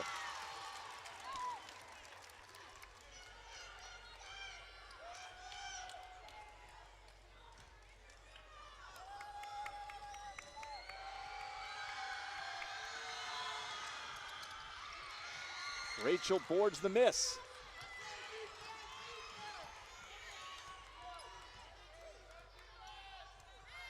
Well, Miami High found a rhythm in the 4th quarter offensively. They started to back it out because they were the team that had the lead. Now they've got to find that aggression once again. Quinn working her way inside. And that run all started with Rachel inside, and they've kind of gone away from that. What got them that lead? Buckner trying to find a passing lane for Quinn at the high post. Makes a nice catch. Rachel off the interior pass, missed the layup, and Garrett comes out of there with it for Wekiva. She got away with a double dribble in the backcourt. Sadeja Payne the pull-up. Off the back rim, rebounded by Ward, and here's Rachel out in transition. Gets to the left hand and puts the Stingrays back in front. Good leak out by Rachel, good finish at the other end. Payne picks it up in a tough spot. Fortunate to get rid of it. Briera Williams lost the handle. Quinn. Here's a 3 from Whitley around and out. And it stays with Miami High.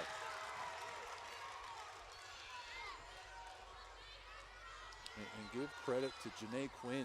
She has been all over the place. As only a 5'2" freshman, she's getting her fingerprints all over the basketball. She may not be getting offensive rebounds. She might not be getting defensive rebounds, but just those little touches of the ball that are changing the direction of it. Bowles in for Briera Williams.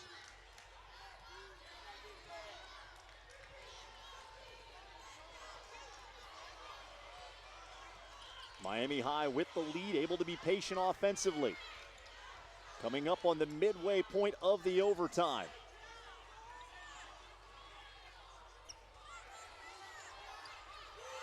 Whitley finally puts it on the ground against Bowles and decides to go. Bowles had her in a tough position. She had taken a couple of long strides and had to go up. Yeah, she didn't have to swipe down on it.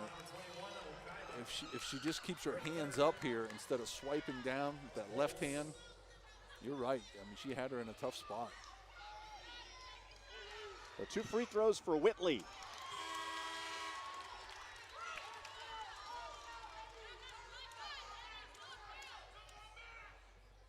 Williams, who hit the 3 to send it to overtime, back in there as Wekiva hopes to get it offensively. A deflection and a steal. Ward with a huge play for the Stingrays, and they've got it back offensively. Rachel wide open underneath, and she steps on the baseline. And Coach Baumgarten's pointing to the clock, saying that the clock is our friend right now. We don't have to force anything.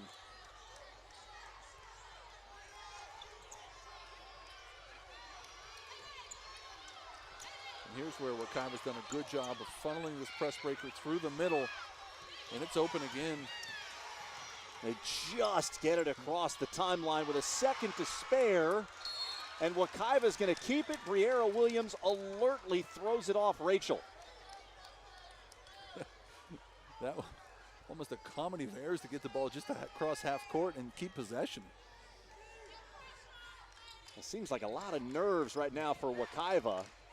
Payne coming to it. That ball thrown up for grabs. High off the backboard, no good, and Quinn the rebound. James nearly stole it out of bounds. It's going to be Wekiva ball. Oh, this is why I'm so glad I don't coach anymore. I can't take these possessions.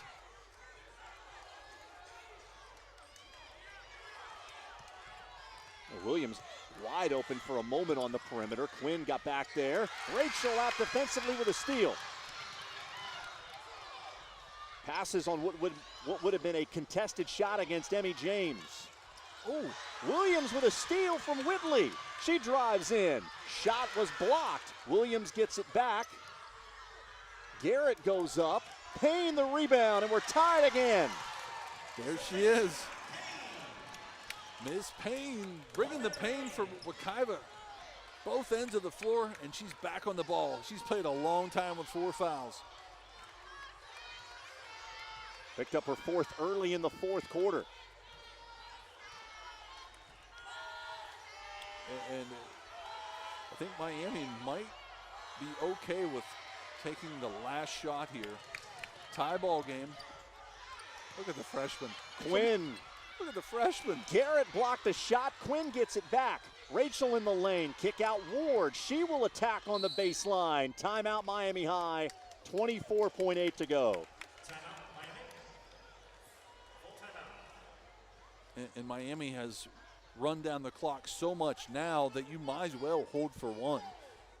Like I say, shoot with about 7 seconds left. That gives your bigs a chance for a putback, but doesn't really give Wekiva much of an opportunity to rebound. They could maybe call timeout, but it's not the NBA where you get it at half court. That doesn't give them much of an opportunity to get a shot up. And if you miss, you go to overtime. Double overtime in this case.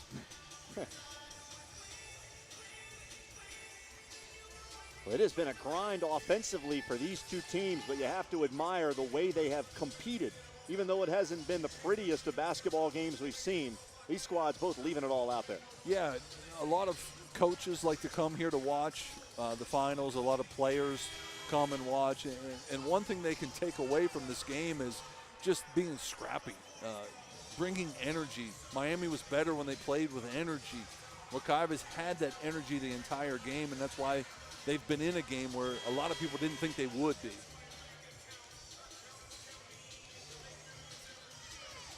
Miami High will have to get it in from the baseline. The Stingrays do not have a timeout. Rachel's kind of limping around. Maybe she's setting them up here for a dive to the basket. Alexis Choice back in for Wekiva. Pass out high to Whitley. And the ball in the hands of the freshman to win a state championship. 5'2" Janae Quinn has it with 10 seconds to go. Quinn attacking. Here's Jenny Scott. You want to give your shot. Scott spins, kick out. Whitley with 2, lets it go. Off the back rim, time expires, and we'll play another 4 minutes. Oh, I love it.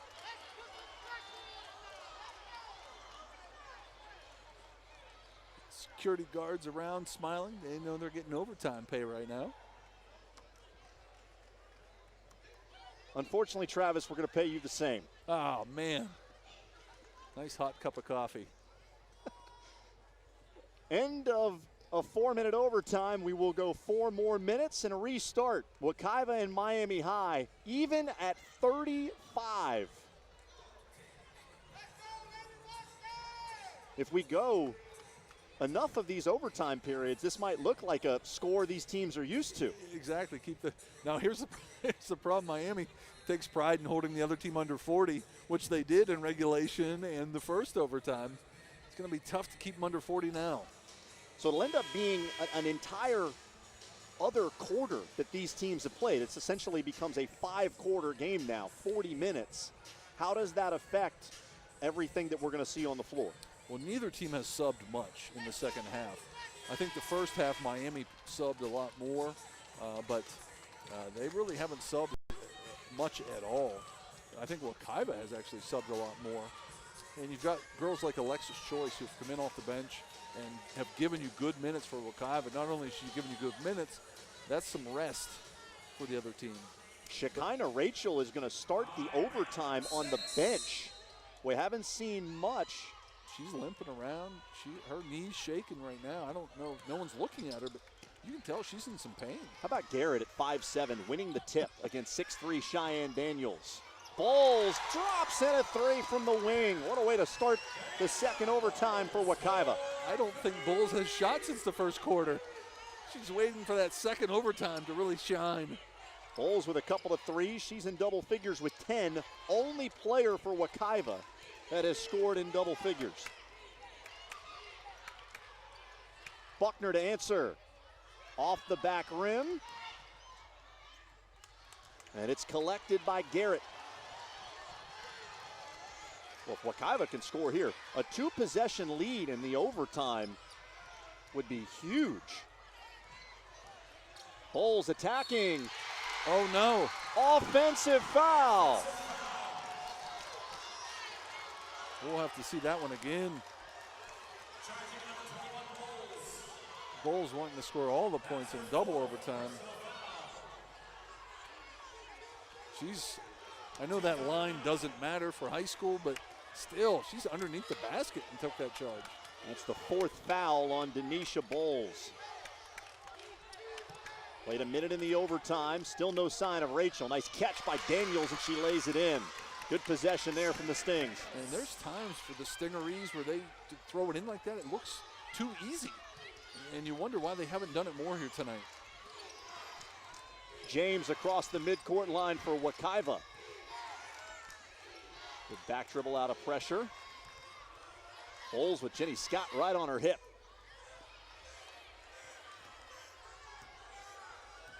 One-point lead for the Mustangs. The Bulls 3-pointer the difference right now. And Wekiva running some triangle offense here a little bit. Choice got close to a 5-second count. Payne puts it down. Bowles in a tough spot, nearly threw it away. Now a chance to attack, and Choice lays it in. Payne in the right place at the right time, driving to the rim, finds Choice, and it was the right choice. She lays it in. Daniels again with the catch. Challenged by Emmy James, and Wekiva comes out of there with it. Payne taking it to the rim. No good. Rebound Garrett. She puts it in. Who else? It's either Payne or Garrett that's going to give you those hustle plays every time for Wekiva. A 5-point lead for the Mustangs, under 90 seconds to go, and Rachel set to check in at the next whistle. Scott, tough drive. She's able to bank it home. Timeout with 1:20 remaining. So neither team took a timeout in the first overtime. So they accumulated 2 each going into this second overtime. Oh yeah, yep. Miami did. That's the one. I'm looking at Wekiva. Wekiva now still with 2 timeouts. Miami High calls their last timeout with 1:20 to go. An abundance of scoring here in the second overtime. And those 50-50 balls that Sam Baumgarten talked about have gone Wekiva's way, leading to 2 easy layups so far here in the overtime. And those 50-50 balls, as they're called, those add up. And that's why coach has put such emphasis on getting those.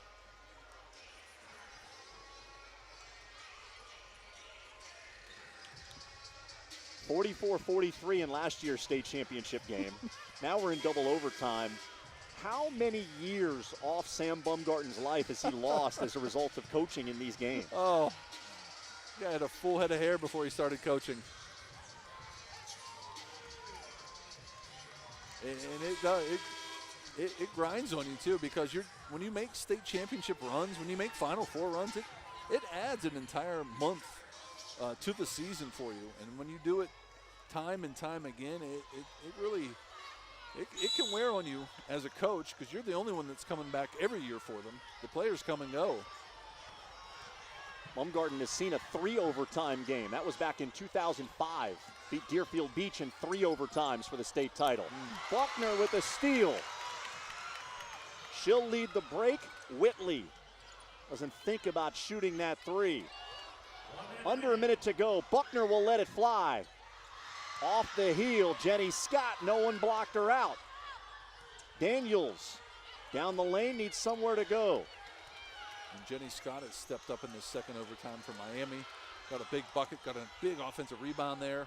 Whitley, nice drive. 40 seconds to go. It's a 1-point game. Long pass up the floor. Emmy James called timeout with 2 defenders there, and a foul called on Whitley. It is still a 1-1. That's the 9th team foul against Miami High. And if she misses the front end of this, that's a good foul. Other than the fact that it looked like Wekiva was out of cohesion there a little bit.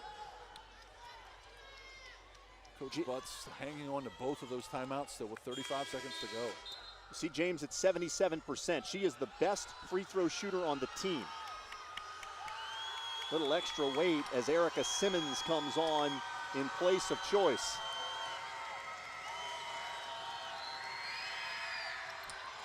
Huge first free throw for James. Remember, Miami High is out of timeouts. So this is where you're fortunate that you've got Jenny Scott, who's shown a lot of great floor leadership as your point guard. She has to be the coach on the floor now for Miami. Second one good as well, and Wekiva will call a timeout. So Sam Baumgarten will have a chance to talk to his team, draw something up here because of that timeout. Yeah, Coach Butts, he's been here before too. He knows what he's doing, but like you said, that gives them an opportunity. They don't need that coach on the floor right now. They can come down, draw something up here. But I know Coach Butts wants to draw up his defense as well. Wants to make sure they're all on the same page. So now the tide has turned. It was Miami that was up 3 with about 30 seconds left earlier, and I suggested maybe fouling so that they can't hit a 3 to tie it. Now maybe that's what Wekiva might do here. Not this early into the game with 35 seconds left, but maybe if it ticks down to 10 seconds or below, maybe foul so they can't hit that 3 to tie it and force a third overtime. Wekiva won a state title in 2014. They're looking for their second. Miami High championships in 2005, 2014, and 2015.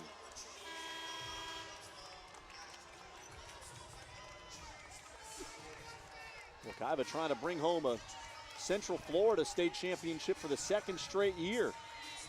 Had a long run of South Florida domination in this class. Spruce Creek won it last year. And Wekiva 35.2 seconds away from bringing the championship back to Central Florida. And Buckner brings it up. And it looks like a zone with ball pressure. Jenny Scott, NBA range three. In and out. A foul on the rebounding action. It's going to go, I believe, on Choice. And this will be a two-shot foul. It's the 10th team foul on Wekiva. And I've talked about Choice, how well she's done down there playing post defense, and might have got a hold of Rachel there and wouldn't let her jump, and the ref might have caught her. 2 free throws for Shekinah Rachel, who has been at her best during this playoff run. It's not the body language you want.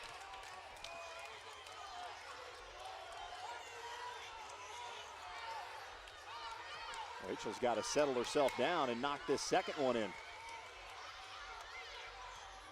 Yeah, regardless if you make them both or not, it's still a one-possession game. Misses both. Rebound, Sadeja Payne. 18 seconds to go. Bowles has it across the midcourt line. No foul committed yet. James whips it to Payne. She's pushed by Scott with 10.2 remaining. Whew. Hey, Coach Butts. Oh, Coach Butts, I don't know how he's still standing over there. They were just whipping that ball around when they don't need to. Just dribble it out and kill that clock.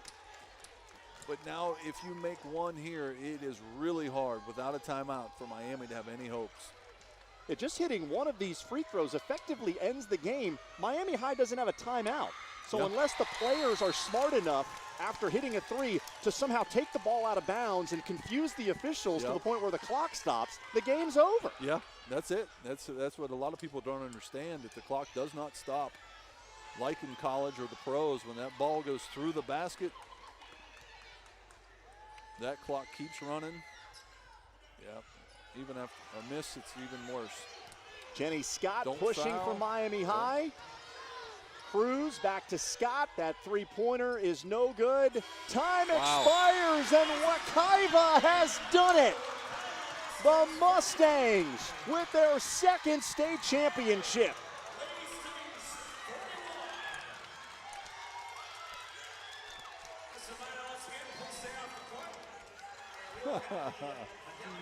Oh, and the coaches have left the building. Where are the Wekiva coaches? We can't find them.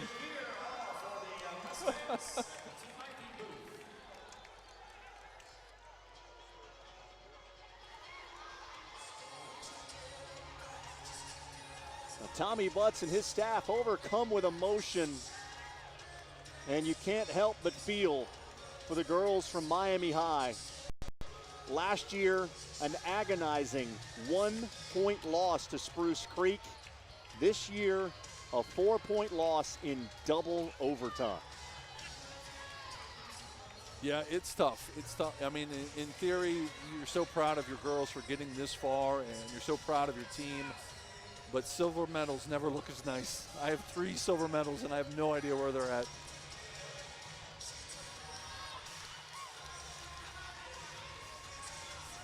So many players worthy of praise for Wekiva. You got the free throws from Emmy James, Sadeja Payne with everything she contributed, and Briera Williams with the three-pointer at the end of regulation that helped send the game to an extra period. And don't forget Garrett, who she was everywhere, did everything, hit a couple big free throws. And this is something that doesn't happen very often. A Central Florida team beating a South Florida team for a state championship. For the second consecutive year, a Central Florida area school wins the state championship. Wekiva wins its second title, and it could not have been more dramatic. Yeah, double overtime, and what a way to end the season. This is the last game of the season for girls basketball. We came into the day hoping to get one good game, We got a one-possession, three-point game in the 7A final, overtime in the 8A final, double overtime in the 9A final. Doesn't get much better than that.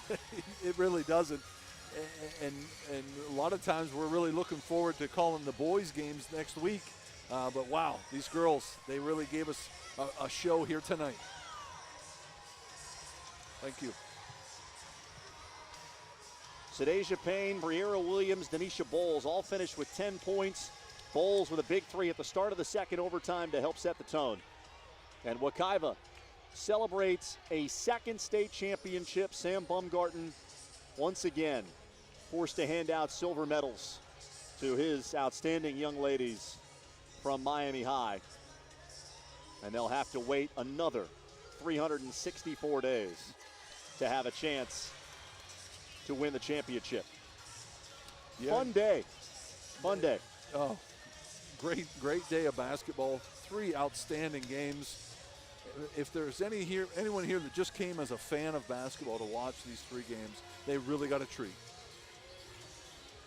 Tip of the hat to our fantastic, hard-working crew for the long hours that they put in over the 3 championship days here in Lakeland, and we'll be right back at it starting Tuesday with the first of 9 boys championship games. All the action streaming here on myspectrumsports.com. For Travis Jones and our entire Spectrum Sports team here in Lakeland, led by producer Chris McCulley and director Zach Forrestal, Austin Lyons saying so long from the RP Funding Center. If you're a fan of Wekiva or Miami High, stay with us. We will continue to stream as the medals and trophies are handed out. Good night from Lakeland.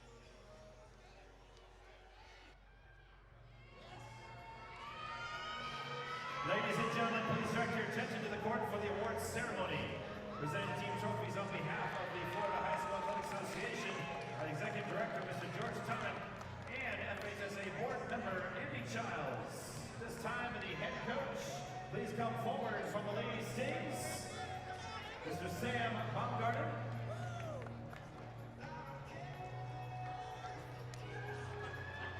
Congratulations, sir, and with the Lady Stings, please come forward.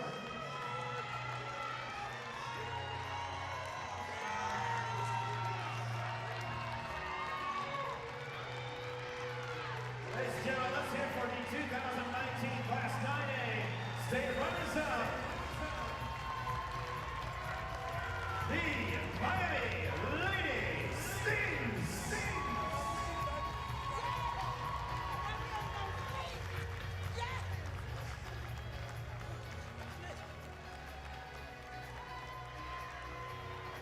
And now it's time to recognize the 2019 Class 9A State Champions, the Wekiva Mustangs.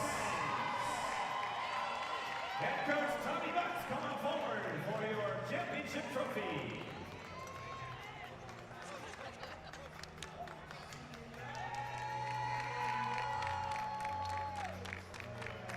Captains of the Mustangs, come on forward as well.